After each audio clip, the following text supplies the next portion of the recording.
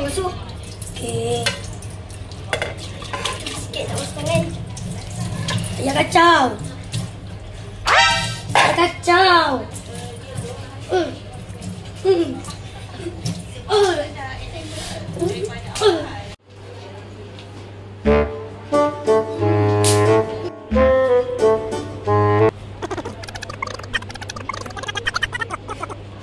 Ish, budak-budak ni nak kena ni.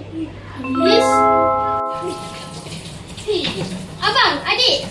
Ya, Mak. Kan ibu dah pesan jangan membazir air. Adik yang kacau dulu. Apa? Adik lah. Dah. Minta maaf. Dua-dua salah. Kawan-kawan, kita tidak boleh membazir air kerana air itu sumber kehidupan. Terbaik.